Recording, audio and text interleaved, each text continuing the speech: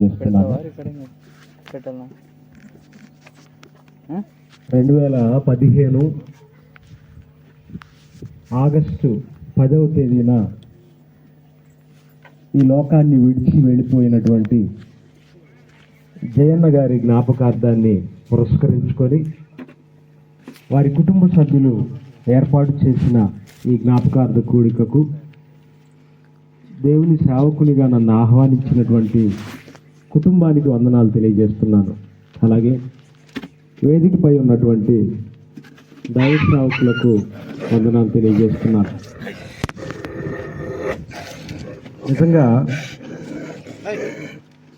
2015 అని అంటే నేటికి 10 సంవత్సరాలు గడిచింది వారు ఈ లోకాన్ని విడిచిపెట్టి వెళ్ళి.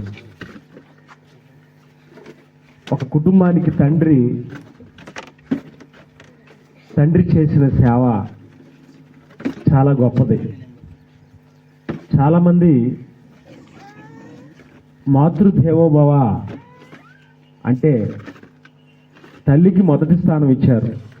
మాతృదేవోభవ, పితృదేవోభవ, ఆచార్య దేవోభవ, అతిథి దేవోభవ అంటే మొదటి స్థానాన్ని తల్లికి ఇచ్చారు. ఎందుకు తల్లికి ఇచ్చారని అంటే తల్లి నవమాసాలు మోసి బిడ్డని అధికమైనటువంటి ప్రసవ వేదనతో బిడ్డను ఈ లోకానికి తీసుకొస్తుంది కనుక. కానీ తండ్రికి ఆ పెయిన్స్ ఏమి లేవనుకుంటారు. తల్లి అయినా ఒక్కసారి పెయిన్స్ పడుతుంది, కానీ తండ్రి నిత్యం పడుతూ ఉంటాడు బాధలు. తండ్రి నిత్యం బాధలు పడుతూ ఉంటాడు బిడ్డల కోసం. నేనేదో మగాళ్ళను గొప్ప చేసి మాట్లాడుతున్నాను అనుకోకండి నా తల్లులారా. ఎందుకంటే తండ్రి ఏ రోజు కన్నీరు పెట్టడు బిడ్డల ముందు. ఎందుకు పెట్టడు అని అంటే నా పిల్లలకు ధైర్యంగా ఎలా బ్రతకాలో నేను నేర్పించాల్సిన వాడిని నేనే కన్నీళ్లు పెడితే నా పిల్లలు ఎక్కడ కృంగిపోతారో అని తండ్రి ఏ రోజు కూడా ముఖంలో కన్నీరు అనేది రాకుండా బిడ్డలకు ధైర్యం చెప్తూ ఉంటాడు. ఏ తండ్రి అయినా దాదాపుగా అలాగే ఉంటాడు. ఎక్కడో ఒకటి అరా బాధ్యతగా లేకుండా పిల్లలను పట్టించుకోకుండా ఉండే తండ్రులు చాలా తక్కువగా ఉంటారు. కానీ ఎక్కువ శాతం తండ్రి అనే ఆ గొప్ప పదానికి అర్హుడైన నాట నుంచి బిడ్డల భవిష్యత్తు కోసమే కష్టపడుతూ ఉంటారు తల్లిదండ్రులు. ఇక ప్రియమైన దేవుని పిల్లలారా, ఈ ఊరిలో నేను గమనించింది నిన్న మన సోదరులు చెప్తున్నారు. అసలు మారుమూల పల్లెటూరు. ఇక్కడ ప్రతి ఒక్కళ్ళు చదువుకున్న వాళ్ళే ఉన్నారంట. ఎక్కువ శాతం చదువుకున్న వాళ్ళు ఉన్నారంట. మరి చదువులేని తల్లిదండ్రులు తమ బిడ్డలకు ఎలా చదువు నేర్పించగలిగారు అని అంటే వాళ్ళు ఎంత కష్టమైన పడేవాళ్ళట, బిడ్డలను మాత్రం చదివించేవాళ్ళంట. అంటే మంచి ఆలోచన పరులు ఉన్నారన్నమాట తల్లిదండ్రులుగా ఉన్నవాళ్ళు. అంటే తల్లి తండ్రి ఎంత కష్టమైన పడి పిల్లలను చదివించేవాళ్ళంట. అందుకనే ఈ ఊరు బాగుంది. ప్రియులారా, ఇలాగే మరి మా నాన్నగారు కూడా అక్టోబర్ గత సంవత్సరం చనిపోయారు. ఇప్పుడు రేపు అక్టోబరు 10వ తేదీ వస్తే 2 సంవత్సరాలు పూర్తవుతుంది. అక్టోబర్ 9 నా బర్త్డే, అక్టోబర్ 10 మా నాన్నగారు చనిపోయారు. ఇలా మీరు ఆలోచిస్తే నాన్నగారు బ్రతికున్న కాలంలో MSc BEd చేశాను. దేవుడి మీద ఆలోచనలు బాగా ఎక్కువగా ఉన్నాయి. సేవకి వెళ్తానంటున్నాను. అందరూ ఏమో చుట్టుపక్కల ఉన్న వాళ్ళంతా కూడా అంతో ఎంతో చదువుకొని ఉద్యోగాలు సంపాదించుకొని డబ్బులు సంపాదిస్తూ కుటుంబానికి సహాయపడుతున్నారు. మరి నాకేం ఆదాయం ఏమీ లేదు. చదువు అయితే ఉంది. నేనేమో సేవకి వెళ్తానంటున్నాను. మా నాన్నగారు ఏమన్నారు అంటే, ఈ వాక్యాలు ఇవన్నీ విన్న తర్వాత, నాన్న నువ్వు సేవే చేయి, నాన్న నువ్వు సేవే చేయి.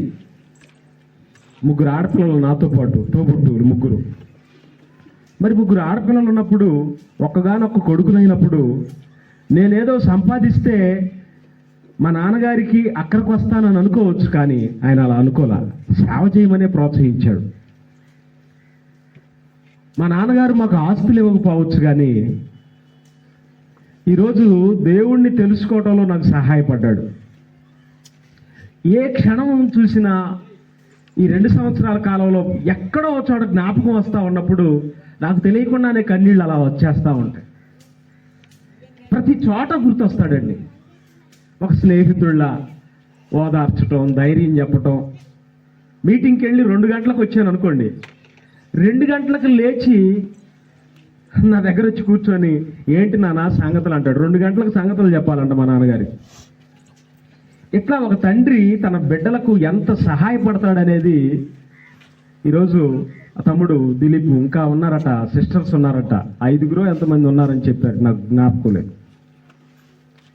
ఆ కుటుంబానికి ఆ తండ్రి ఎంత పుషప్ ఇచ్చి ఉంటాడో మీరు ఒకసారి ఆలోచించండి. ఈరోజు ఆయన గారి జ్ఞాపకార్థ కూడికు, జయన్న గారి జ్ఞాపకార్థ కూడికు మీరు అంతా వచ్చారు. ఈ సమయంలో మనమంతా కూడా దేవుడు చెప్పే విషయాలను తెలుసుకోవాలి. మానవ బ్రతుకు చాలా చిన్నది. మీ జీవం ఏపాటిది? మీరు ఎంతలో కనబడి అంతలోనే మాయమైపోయే ఆవిరి లాంటి వాళ్ళు. కనుక మనుషులు ఎవరి జ్ఞాపకాల్లో ఉండాలనుకుంటున్నారు అనే అంశం ఏంటంటే, నీ జ్ఞాపకాలను పదిలపరిచేది ఎక్కడ పదిలపరుచుకుంటున్నారు? మన ఇంటికి ఎవరైనా బంధువు రాగానే వెంటనే ఫోటో ఆల్బమ్ ఒకటి ఇచ్చేసి, ఇది చూస్తూ ఉండండి మేము టీ పెట్టుకొని వస్తామంటారు.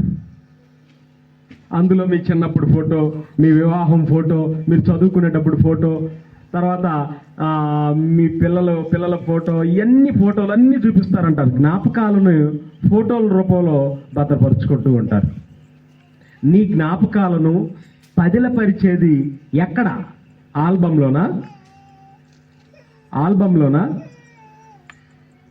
అసలు ఈరోజు జ్ఞాపకం అనేది దేనికి సంబంధించింది చెప్పండి? జ్ఞాపకం అనేది మెదడుకు సంబంధించి జ్ఞాపకం.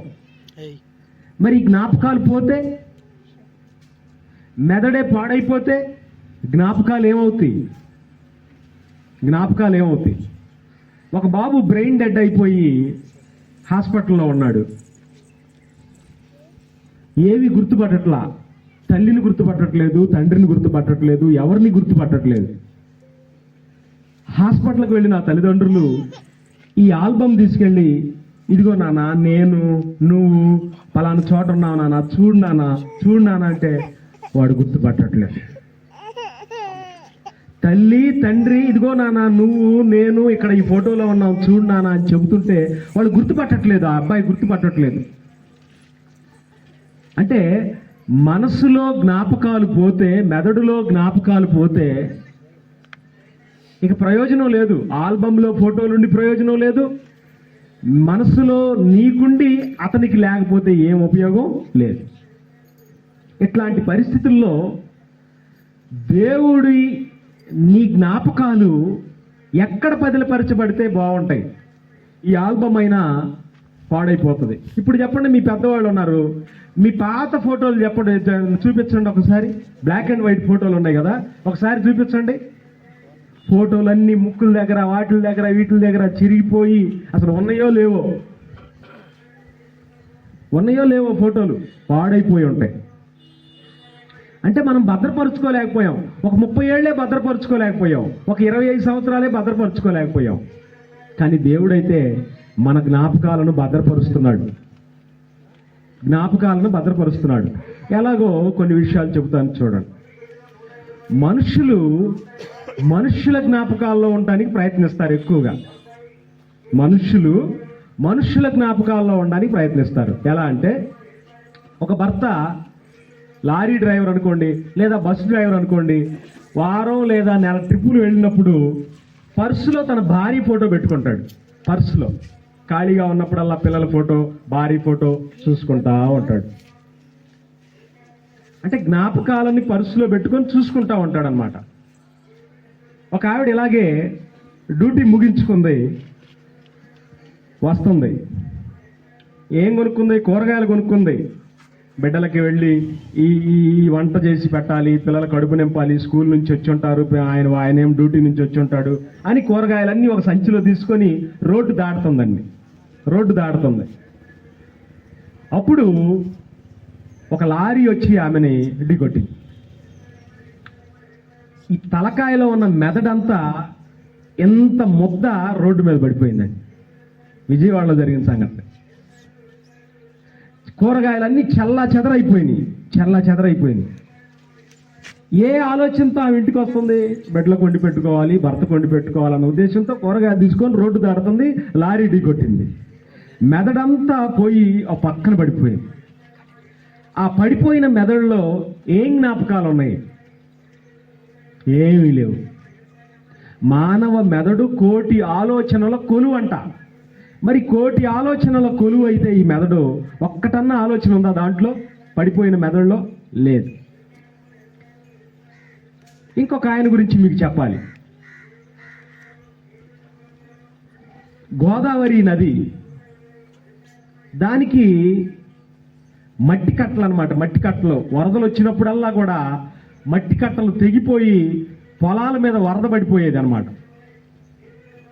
ఆంధ్ర రాష్ట్రానికి అన్నపూర్ణగా పిలువబడుతున్న గోదావరి ప్రాంతాలు మట్టి కట్టలతో ఉండటం వల్ల వరదలు వచ్చిన సమయానికి మొత్తం నీట మునిగిపోయాయి.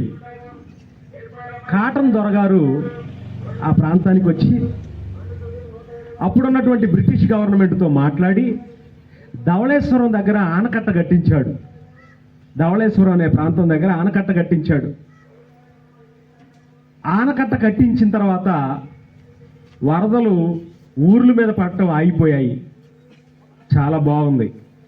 అందుకు ఆయన జ్ఞాపకార్థంగా ఏం చేశారనంటే ప్రతి వీధి మూలలో ఆయన గుర్రం మీద ఎక్కిన బొమ్మ, కాటన్ దొర బొమ్మ మనకి తూర్పు పశ్చిమ గోదావరి జిల్లాల్లో మనకి ఇప్పటికీ కనిపిస్తూనే ఉంటాయి. అక్కడ రైస్ బ్యాగులు ఉంటాయి కదా, రైస్ బ్యాగుల మీద సర్ ఆర్థర్ కాటన్ అని ఆ బ్యాగ్ మీద రాసి ఉంటుంది అనమాట. అప్పుడు గోదావరి ప్రజలు ఏం చెప్పుకుంటారో తెలుసా? మేము తినే ప్రతి బియ్యపు మెతుకులో దొరగారే మాకు కనిపిస్తున్నారని ఇప్పటికీ చెప్పుకుంటా ఉంటారు. ఎవరు జ్ఞాపకం వస్తున్నారట? బియ్యంలో దొరగారు జ్ఞాపకం వస్తున్నారట. అంటే మనుషులు మరో మనిషిని జ్ఞాపకంలో పెట్టుకోవాలని అనుకుంటున్నారు, కానీ మనుషులందరూ మట్టిలోకి వెళ్ళిపోతున్నారు. ప్రభువా, తరతరముల నుండి మాకు నివాస స్థలము నీవే, నీవు మనుష్యులను మంటికి మార్చుచున్నావు. అంటే మన జ్ఞాపకాలన్నీ మట్టిలో కలిసిపోతున్నాయి. అది కాటన్ దొరైనా, గోదావరి ప్రజలైనా, ఎవరైనా సరే మన జ్ఞాపకాలన్నీ మట్టిలో కలిసిపోతున్నాయి. మనం మట్టిలో కలిసిపోతున్నాం. మట్టిలో కలిసిపోయే మనం మనుషులమైన మనం మట్టి మనుషుల జ్ఞాపకాల్లో ఉండటానికి చాలా పనులు చేస్తున్నాం. కానీ దేవుడు అంటున్నాడు, మీరుండాల్సింది మట్టి మనుషుల జ్ఞాపకాల్లో ఉండటానికి ప్రయత్నించడం కాదు, నా జ్ఞాపకాల్లో మీరుండాలి అంటున్నాడు. నా జ్ఞాపకాల్లో ఉండాలి. అసలు ఎంత జీవితం అండి మన ఈ జీవితం. ఈ చిన్న జీవితంలో దేవుని జ్ఞాపకాల్లో ఉండాలంటే ఏం చేయాలి? నీ జ్ఞాపకాలు ఎక్కడుంటే బాగుంటాయి, చెడిపోకుండా ఉంటాయి. ఒక చిన్న ఇన్సిడెంట్ చెప్తాను, అందరూ నా వైపు చూడండి. కొద్దిసేపేగా చెప్పేది. నేను స్కూల్ టీచర్గా చేసినప్పుడు వాళ్ళతో పాటు ఫోటో దిగా. 2 పిల్లలు, అటొకడు ఇటొకడు ఫోటో దిగాడు. ఫోటోలు వచ్చినాయి, ఒకే ఫోటో వచ్చింది. 2 పిల్లలు అడుగుతున్నారు నాకు కావాలని. ఏం చేయమంటారు నన్ను? అటొక అబ్బాయి దిగేది ఫోటో, ఇటొక అబ్బాయి. ఒకే ఫోటో ఉంది, 2 పిల్లలు అడుగుతున్నారు నాకేమండి సార్, నేను జాగ్రత్తగా దాచిపెట్టుకుంటానని 2 అడుగుతున్నారు. ఒక అబ్బాయిదేమో డాబా ఇల్లు అంటే మంచి ఇల్లు, ఒక అబ్బాయిదేమో పూరిల్లు అంటే వర్షం వస్తే తడిచిపోయే ఇల్లు. ఈ ఇద్దరిలో ఒక అబ్బాయి అన్నాడు వచ్చి, సార్ మా ఇల్లు పూరిల్లు సార్, వర్షం పడితే తడిచిపోద్ది, ప్రేమగా జ్ఞాపకంగా తీసుకున్న ఈ ఫోటో వర్షంలో పాడైపోద్దేమో సార్, అది ఆ అబ్బాయికే ఇప్పిస్తే అతని ఇల్లు బాగుంటుంది, అతను దాన్ని భద్రపరుస్తాడు, నేను అవసరమైనప్పుడు వెళ్ళి చూసుకుంటాను అన్నాడండి. చూసారా ఒక అబ్బాయి ఎలా మాట్లాడాడు, మా ఇల్లు బాగోలేదు, వర్షం వస్తే ఫోటో పాడైపోద్ది, ఈ ఫోటోని వాళ్ళ ఇంటి దగ్గరే ఉంచండి, అవసరమైనప్పుడు అలా నేను చూసుకుంటాను అన్నాడు. ఇప్పుడు నేను ఎవరికి ఇచ్చుంటాను ఆ ఫోటో చెప్పండి మీరు? ఎవరైతే పూరింటి అబ్బాయో ఆ అబ్బాయికే ఇచ్చానండి ఫోటో. అదేంటి, వాడు జ్ఞాపకాలని ఎక్కడ పెట్టుకున్నాడు? గుండెల్లో పెట్టుకున్నాడు. వాడు ఖచ్చితంగా వాడు కాపాడగలడు ఆ ఫోటోని, అందుకని అతనికే ఇచ్చానండి ఫోటో. అట్లాగే జ్ఞాపకాలు అనేవి ఎక్కడుండాలంటే గుండెల్లో ఉండాలి, హృదయంలో ఉండాలి. జ్ఞాపకాలు హృదయంలో ఉండాలి. అయితే ప్రియులరా, మన జీవితం ఈ భూమి మీద క్షణభంగురం, ఎప్పుడు ఏమైపోతుందో తెలియదు, ఎవరు ఎప్పుడు వెళ్ళిపోతారో తెలియదు. మనం కేవలం యాత్రికులం మాత్రమే, ప్రయాణికులు. ఈ ప్రయాణం చేసేటప్పుడు ఎప్పుడు ఏం సంభవిస్తుందో తెలియదు. నిజమండి, మనం ప్రయాణికులం. మన ప్రయాణ కాలం కూడా గంటలు అనుకోకండి, ఎప్పుడు ప్రయాణం ముగిస్తుందో తెలియదు. అందుకనే దేవుడు మన ప్రయాణ కాలాన్ని ఎంతసేపు పోల్చాడో మీరు ఒక్కసారి చూడండి, ఆశ్చర్యపోతారు మీరు అంతా కూడా. ప్రియులారా, కీర్తనల గ్రంథము 90వ అధ్యాయం, కీర్తనల గ్రంథము 90వ అధ్యాయం 1వ వచనం నుంచి, ప్రభువా తరముల నుండి మాకు నివాస స్థలము నీవే. అంటే దేవుడే మన నివాస స్థలం అంట. మొగలి ఊరి పేరు ఏంటండి? మొలగవల్లి కొట్టాల. మన నివాసం ఇది. మన ఆధార్ కార్డు ఇక్కడే ఉంది, మొలగవల్లి కొట్టాల. మన ఆధార్ కార్డు ఇక్కడే ఉంది, మన ఊరి పేరు ఇదే, మన నివాసులు అనుకుంటున్నాం, కానీ మన నివాసం ఇది కాదట. ప్రభువా తరముల నుండి మాకు నివాస స్థలము నీవే. అంటే మన ఆధార్ కార్డు ఎక్కడుంది? దేవుడే మన ఆధార్ కార్డు. ఆశ్చర్యం వేసిందండి. తరతరాలంటే మన తరం, తండ్రి తరం, తాత తరం, ముత్తాత తరం, ఈ తరాలన్నీ కూడా నివాస స్థలం దేవుడిని చేసుకొని ఉన్నాయి. అయితే నీవు మనుషులను మంటికి మార్చుతున్నావు. నరులారా తిరిగి రండి. ఒకప్పుడు నేనే మీ అడ్రస్, ఇప్పుడు మట్టి భూమి మీదకి వెళ్ళిపోయారు. మళ్ళా ఈ మట్టి భూమి మీద ప్రయాణం అయిపోగానే మళ్ళా గమ్యస్థానం అయిన నా దగ్గరకు మీరు రావాలి, తిరిగి రండి అంటున్నాడు. రండని కింద ఏం మాట్లాడుతున్నాడు చూడండి ఒకసారి. నీ దృష్టికి 1000 సంవత్సరములు గతించిన నిన్నటి వలె ఉన్నవి. నాయనా, నీ దృష్టికి గతించిన 1000 సంవత్సరములు గతించిన నిన్నటి రోజులాగే ఉన్నాయి. అంటే దేవుడి దృష్టికి 1000 సంవత్సరాలు ఒక దినం. 1000 సంవత్సరాలు, బాగా ఆలోచించండి, ఈ పాయింట్ చాలా అవసరం. దేవుడి దృష్టిలో 1000 సంవత్సరాలు ఎన్ని రోజులు? ఒక్కరోజు. ఒక్కరోజుకి ఎన్ని గంటలు? డాక్టరా లెక్కలు అయితే బాగా చెబుతారు మీరు కదా. 1000 సంవత్సరాలు 24 గంటలు అంటండి. 1000 సంవత్సరాలు 24 గంటలు దేవుడి దృష్టిలో. ఓకే, ఆలోచిద్దాం లెక్కలు. అప్పుడు 1000 సంవత్సరాలు 24 గంటలు అయితే 500 సంవత్సరాలు ఎన్ని గంటలు?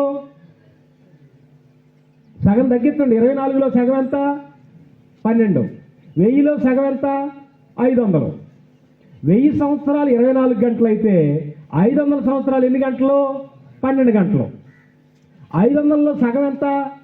250. 250 అంటే ఎన్ని గంటలు? 6 గంటలు. 250లో సగం ఎంత? 125. ఎన్ని గంటలు? 3 గంటలు. 125లో సగం ఎంత? 62.5 అంటే ఎన్ని గంటలు? గంటన్నర. అంటే ఈ భూమి మీద మనం ఎన్ని గంటలు బ్రతుకుతున్నాం? మన ఆయుష్కాలం ఎంత? 60 70 అంటే ఈ భూమి మీద మనం గంటన్నర బ్రతుకుతున్నాం ఆయన దృష్టిలో. మీరు అనుకోవచ్చు నేను 70 80 ఇప్పటికీ సూదిలో దారం ఎక్కిస్తున్నాను, కంటి చూపు బాగుందని మనం అనుకోవచ్చు. కానీ మనం భూమి మీద బ్రతికేది గంటన్నర. ఇక యేసు ప్రభు జీవితకాలం అయితే 33.5 సంవత్సరాల, అంటే 45 నిమిషాలు బతికాడు అనమాట యేసుక్రీస్తు వారు భూమి మీద. అంటే యేసు ప్రభు లేకుండా పరలోకమందున్న తండ్రి, నాయన నేను 45 నిమిషాలు కూడా నువ్వు లేకుండా ఉండలేను, త్వరగా వచ్చేయి నాయన, త్వరగా వచ్చేయి నాయన, త్వరగా వచ్చేసే నాయన, ఈ 45 నిమిషాలు కూడా నువ్వు లేకుండా నేను ఉండలేను, త్వరగా వచ్చేయి. అంటే మనం ఈ భూమి మీద ఎంతకాలం బ్రతుకుతున్నాం? సుమారుగా గంటన్నర బ్రతుకుతున్నాం. గంటన్నర. ఈ గంటన్నర జీవిత కాలంలో స్నానానికి ఎంత, టీవీ చూడటానికి ఎంత, నిద్రకి ఎంత ఆలోచించండి. సగ జీవిత కాలంలో 36 సంవత్సరాలు నిద్రైపోతాడంటండి మనిషి.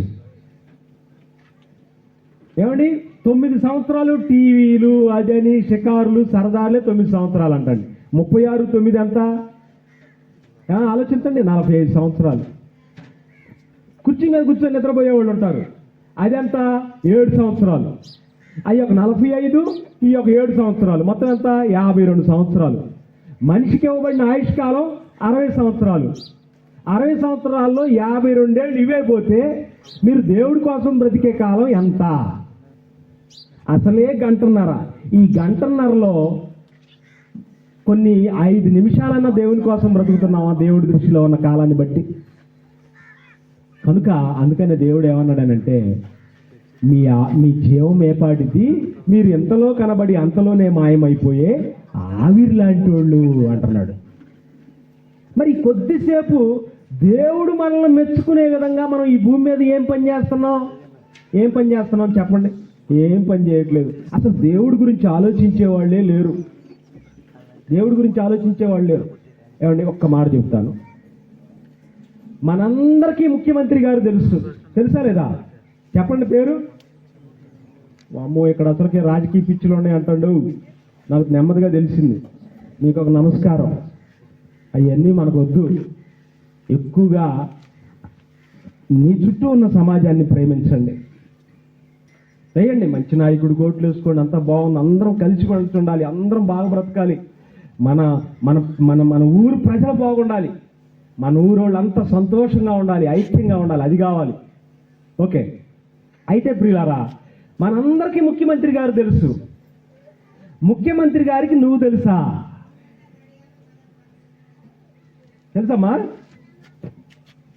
మనందరికీ ముఖ్యమంత్రి గారు తెలుసు. ముఖ్యమంత్రి గారికి మీరు తెలుసా? తెలియదు. మనందరికీ దేవుడు తెలుసు. దేవుడికి నువ్వు తెలుసా? నువ్వు తెలియాలనంటే నువ్వు ఆయన మనసులో, ఆయన జ్ఞాపకాల్లో ఉన్నంత గొప్ప పని చేయాలి. గొప్ప పని చేస్తేనే నువ్వు ఆయన మనసులో ముద్రపడిపోతావు. ఇప్పుడు చంద్రబాబు నాయుడు గారికి నువ్వు తెలియాలి అని అంటే నువ్వు ఏదో ఒక మంచి హోదాలో ఉండాలి, ఒక మంచి పని చేసి ఉండాలి. అలాగే దేవుని జ్ఞాపకాల్లో నువ్వు ఉండాలి అని అంటే నువ్వు దేవుని కొరకు ఏదో ఒక మంచి కార్యం చేసి ఉండాలి భూమి మీద. అందుకనే దావీదు గారిని ఏమంటాడు? దావీదు నా ఇష్టానుసారుడైన మనుషుడు, నేను యెష్షీ కుమారుడైన దావీదును కనుగొంటిని, అతడు నా ఉద్దేశములన్నీ నెరవేర్చి. నేను యెష్షీ కొడుకున్నాడే. ఎక్కడున్నాడయ్యా? ఆసియా ఖండంలో ఉన్నాడు. ఆ ఆసియా ఖండంలో ఏ దేశంలో ఉన్నాడు? ఇశ్రాయేల్ దేశంలో ఉన్నాడు. ఇశ్రాయేల్ దేశంలో యెరూషలేం పక్కన ఉన్నటువంటి చిన్న బెత్లెహేమ్ అనే గ్రామం ఉంది, దాంట్లో ఉన్నాడు. ఆ బెత్లెహేమ్ అనే గ్రామంలో చాలా కుటుంబాలు ఉన్నాయి. ఆ కుటుంబాల్లో ఒక కుటుంబం అయిన యెష్షీ ఉన్నాడే. యెష్షీ కొడుకు దావీదు. అబ్బా ఎంత మంచోడండి! ఇంత భూమండలంలో ఇశ్రాయేలు దేశంలో చిన్న గ్రామం అయినటువంటి దావీదు గారి మీద దేవుడు దృష్టి పడింది. ఆలోచించండి. చంద్రబాబు నాయుడు గారు వచ్చి ఈ ఊరొచ్చి జయన్న కొడుకున్నాడా ఇక్కడ అన్నాడు అనుకో. జయన్న కొడుకున్నాడా అంటే ఎంత ఆశ్చర్యం వేసి చంద్రబాబు నాయుడు గారు వచ్చి జయన్న కొడుకుని అడుగుతున్నాడా? అమ్మో అమ్మో అమ్మో. మరి పరలోకమందున్న తండ్రి యెష్షయి కొడుకుని అడుగుతున్నాడు, నేను దావీదును కనుగొంటిని. నేను దావీదును కనుగొంటిని అంటే దావీదు అంటే ఎలాంటివాడు తెలుసా? ఫిలిష్తీయుల తరపున గొల్యాత్ అనేవాడు ఒకడొచ్చి, మీరు ఒక దేవుని పిల్లలు, ఆయన ఒక మీ దేవుడు, రండి చూసుకుందాం అన్నాడు. అందరూ పెద్ద పెద్ద యోధులు ఉన్నారు. సౌలు అంటే రాజే లోపల పోయి కూర్చున్నాడు గొల్యాతుకు భయపడి. అప్పుడు దావీదు బయటకు వచ్చాడు. ఎవడరా నా దేవుడిని అనేవాడు? జీవము కలిగిన దేవుని సైన్యాలను తిరస్కరించే ఈ సున్నత లేనివాడు ఎంతటి పాడు. నేను వెళ్ళిపోతా వాడి మీదకి, నేను వెళ్ళిపోతా వాడి మీద. నువ్వు చూస్తే బొడ్డోడివి, వాడు చూస్తే యుద్ధ నైపుణ్యాలను తెలిసినోడు, ఆయన మీదకి వెళ్ళిపోతావా? వెళ్ళిపోతుంది నేనే కావచ్చు, కానీ నా వెనకున్నది దేవుడు. ఆ ధైర్యం చూసారా? అలాంటి వాళ్ళ మీదే దేవుడు దృష్టి పడిద్దండి. దేవుని జ్ఞాపకాల్లో ఉండేది ఎవరో తెలుసా? దేవుని కోసం వీరోచితమైన కార్యాలు చేసేవాళ్లే దేవుని జ్ఞాపకాల్లో ఉంటారు. దేవుడు మనమైతే డైరీల్లో రాసుకుంటాం. మా అబ్బాయి బర్త్డే వెంటనే నేను డైరీలో రాసుకున్నానండి. మా అబ్బాయి బర్త్డే అంటే నా కుమారుడు బైబిల్లో రాసుకుంటాం. మరి దేవుడైతే నీ గురించిన వివరాలు ఎక్కడ రాసుకుంటాడు? తనకు కూడా ఒక డైరీ ఉంది. ప్రపంచ మనుషులందరి డైరీ ఒకటి ఉంది, ఆయన దగ్గర పెట్టుకున్న డైరీ. అది ఒకసారి చూడండి ప్రియులారా. మలాకీ గ్రంథము 3వ అధ్యాయము 16వ వచనం. మలాకీ గ్రంథము 3వ అధ్యాయం 16వ వచనం. అప్పుడు యెహోవా యందు భయభక్తులు గలవారు ఒకరితో ఒకరు మాట్లాడుకొనుచుండగా యెహోవా చెవియొగ్గి ఆలకించెను. మరియు యెహోవా యందు భయభక్తులు కలిగి ఆయన నామమును స్మరించుచూ ఉండు వారికి జ్ఞాపకార్థముగా ఒక గ్రంథము ఆయన సముఖమందు రాయబడెను. జ్ఞాపకార్థ గ్రంథం ఒకటి రాయబడుతుంది. జ్ఞాపకార్థ గ్రంథం దేవుని సముఖంలో రాయబడుతుంది. ఎవరి గురించి? ఆ జ్ఞాపకార్థ గ్రంథాల్లో ఎవరెవరి పేర్లు ఉంటాయి? ఇదిగో మీ పేరు రాసుకుంటాడు. నువ్వు భూమి మీదకి వచ్చిన తర్వాత ఈ గంటన్నర జీవిత కాలంలో ఏం చేశావు, ఈ కొద్ది జీవిత కాలంలో ఏం చేశావు అన్నీ రాసుకుంటా ఉంటాడు. ఏం చేసింది? ఏమీ లేదు. పుట్టింది, ఎదిగింది, పెళ్లి చేసుకుంది, పిల్లల్ని కంది, ఉద్యోగం చేసింది, చచ్చింది, ఇంకంతే. ఏమీ లేవా? దేవుడి కోసం చేసిన పనులు ఏమీ లేవు. నీ పేరు ఉంటుంది, నీ పేరు ముందు ఏమీ ఉండవు. నీ పేరు ముందు ఏమి ఉండవు. దేవుని కోసం చేసిన పనులు ఏమి ఉండవు. ఆయన జ్ఞాపకార్థ గ్రంథం రాసుకుంటున్నాడు. నీ పేరు ముందు అయ్యా పుట్టిన తర్వాత, మనసు పరిపక్వత వచ్చిన తర్వాత బాప్తీసం తీసుకుందయ్యా రాసేస్తాడు. బాప్తీసం తీసుకుంది అంటే కొత్త జన్మ పొందింది రాసేసుకుంటాడు. కొత్త జన్మ పొందిన తర్వాత ఏం చేసింది? అనేక మందికి వాక్యం వినిపించాలని నాయన తన కష్టార్జితం కూలి పని చేసుకునే ఆ కూలి ఆవిడ డబ్బు రూపాయికి రూపాయి దాచిపెట్టి నీ సభ ఏర్పాటు చేసిందయ్యా. అబ్బా రాయ్.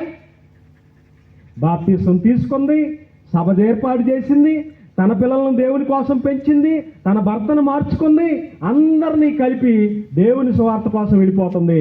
అంటే నీ పేరు ముందు అన్నీ రాయబడతాయి అన్నమాట. అన్నీ రాయబడతాయి ఆయన జ్ఞాపకార్థ గ్రంథంలో. ఆయన యందు భయభక్తులు గలవారు యెహోవాను గూర్చి మాట్లాడుకొనుచుండగా దేవుడు అన్నీ రాసుకుంటున్నాడట. జ్ఞాపకార్థ గ్రంథం, డైరీ. ఆయన డైరీలో నీ పేరుందా? నీ పేరుంటే నీ పేరుకున్న నువ్వు రాసిన పనులు ఉన్నాయా? నువ్వు చేసిన పనులు ఉన్నాయా? ఏమో ఉన్నాయో లేవో చూసుకోండి. నాకు నీ జ్ఞాపకాలను పదిలపరిచేది ఎక్కడ? డైరీలోనా, ఫోటో ఆల్బంలోనా, దేవుని జ్ఞాపకార్థ గ్రంథంలోనా?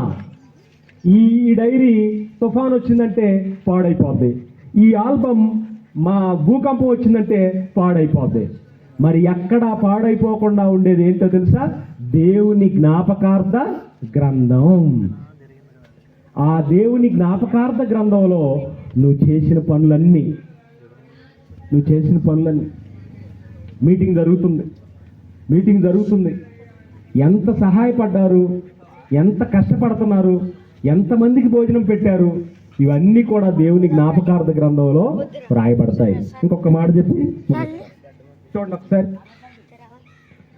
లూకాసు వార్త 21వ అధ్యాయం 1 నుంచి 4 వచనాలు. లూకాసు వార్త. కానుక పెట్టెలో తమ కానుకలను వేయుచున్న ధనవంతులను ఆయన పారదూసెను. యేసుక్రీస్తు అంటే ఎవరు ఎంత కానుక వేస్తారా అని ఎదురు చూసేవాడు కాదండి. మీరేమనుకుంటున్నారు? యేసుక్రీస్తు అంటే ఏమనుకుంటున్నారు?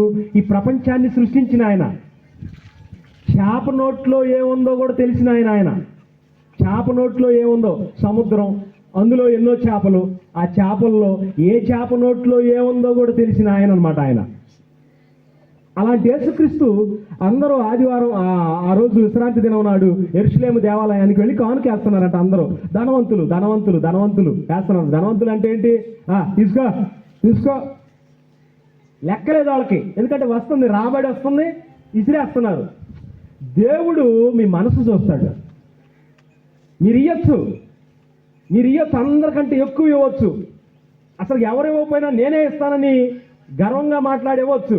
కానీ దేవుడు అది యాక్సెప్ట్ చేయడు. మీ మనసు చూస్తాడు.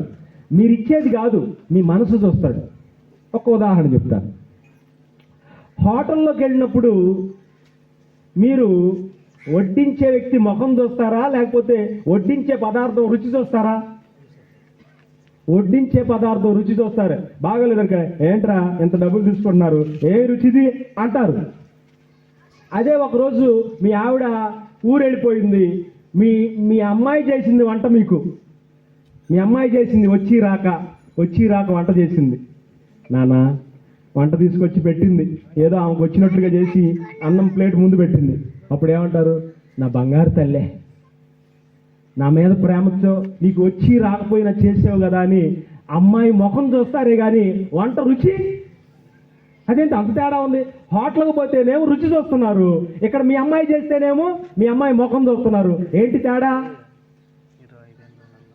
తేడా? ఇక్కడ మీ అమ్మాయి ప్రేమ చూస్తున్నారు, మీ గురించి మీ అమ్మాయి ఆలోచించిన విధానం చూస్తున్నారు. అట్లాగే ప్రియమైన దేవుని పిల్లరా, దేవుడు కూడా మీరు వేసే డబ్బు చూడడం, మీ మనసు చూస్తాడు.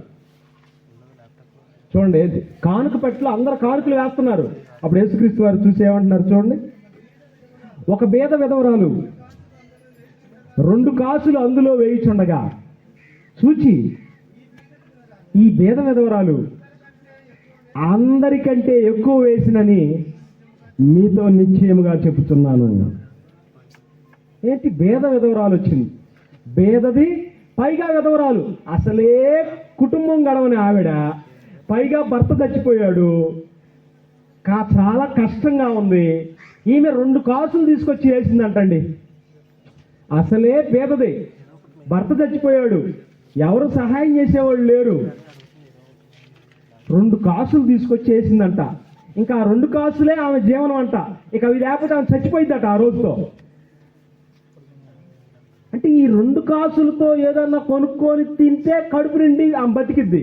నా బతుకు కంటే దేవుడి దగ్గర ఉండటం బెటర్ అని 2 కాసులు తీసుకెళ్ళి అలా వేయగానే ఈ పేదవధవరాలు మీ అందరికంటే ఎక్కువగా వేసింది.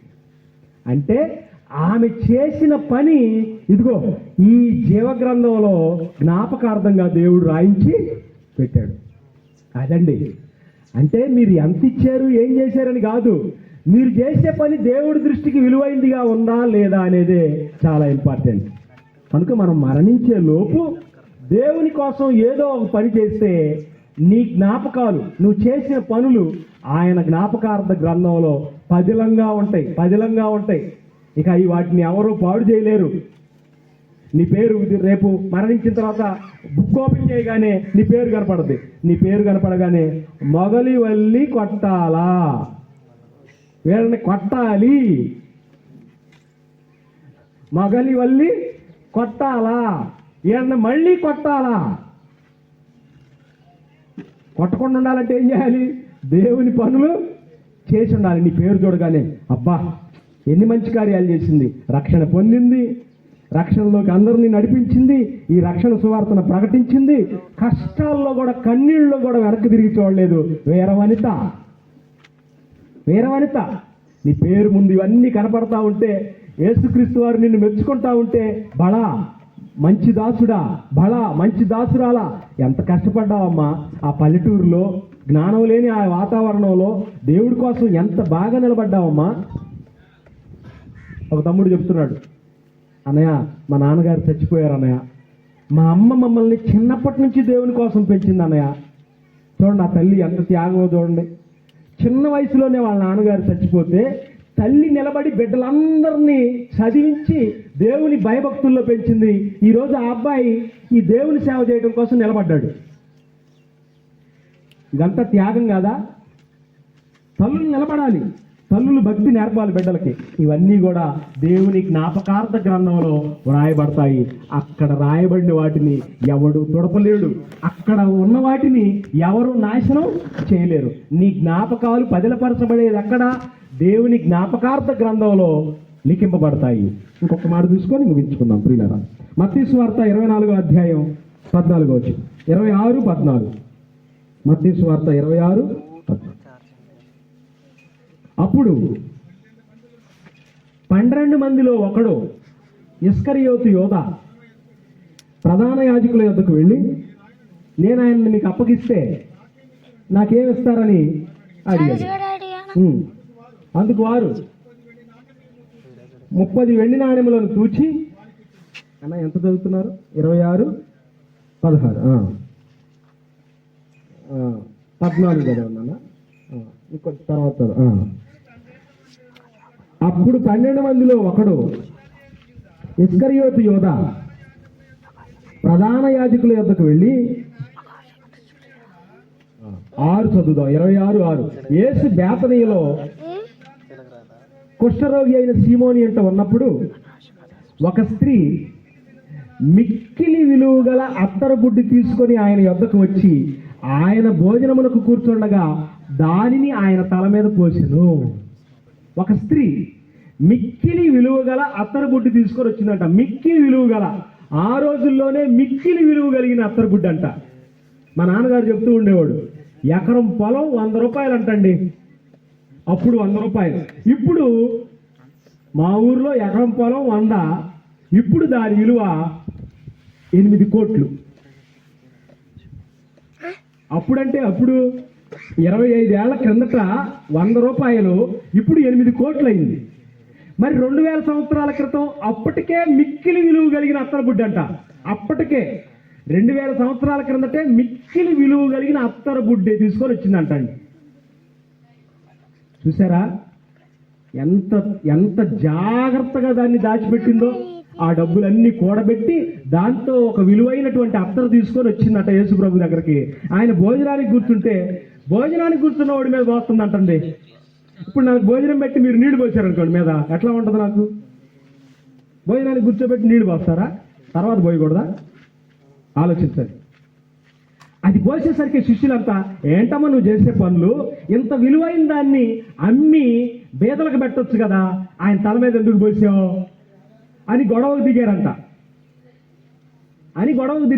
దిగారట. అప్పుడు యేసుప్రభు అంటున్నాడు, ఈ స్త్రీ నా విషయమై ఒక మంచి పని చేసింది. నా విషయంలో పేదలు ఎప్పుడు మీతోనే ఉంటారు, ఎప్పుడైనా చేయొచ్చు వాళ్ళకి, కానీ నేను మీతో ఎక్కువ కాలం ఉండనుగా. నా ఆయుష్ కాలమే కొద్ది 33.5 సంవత్సరాలు, అంటే 45 నిమిషాలు. నేను వెళ్ళిపోతాను. ఆ తర్వాత మీరు నాకు చేయాలనుకున్నా మీరు చేయలేరు. ఆ స్త్రీ బాగా ఆలోచించింది.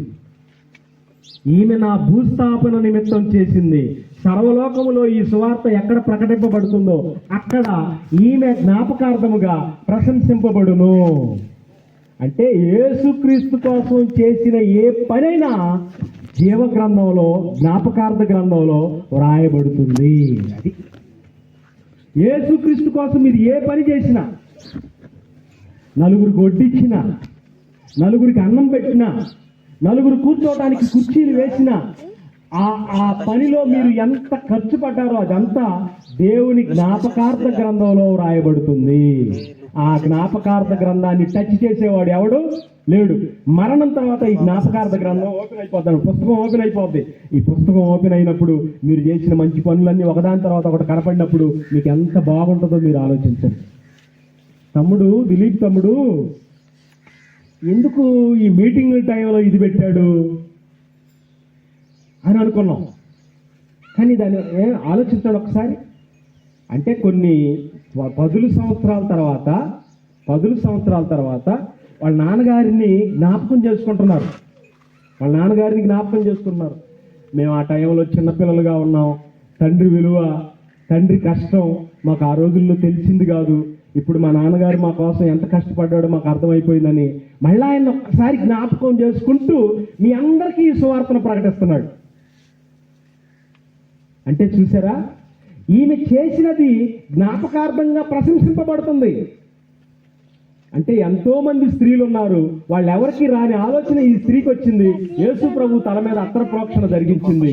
ఈమె చేసింది సర్వలోకంలో ఈ సువార్త ఎక్కడ ప్రకటింపబడుతుందో అక్కడ ఈమె జ్ఞాపకార్థంగా ప్రశంసింపబడింది. అంటే అబ్బా, చిన్న పని చేసింది, సర్వలోకంలో ఈ సువార్త ఎక్కడ ప్రకటింప 2000 సంవత్సరాల నుండి ఇప్పటి వరకు ఆమె ప్రశంసింపబడతానే ఉంది. చూసారా, ఒక మంచి పని చేస్తే ఆ మంచి పని తరతరాలకి గుర్తుండిపోవాలన్నమాట.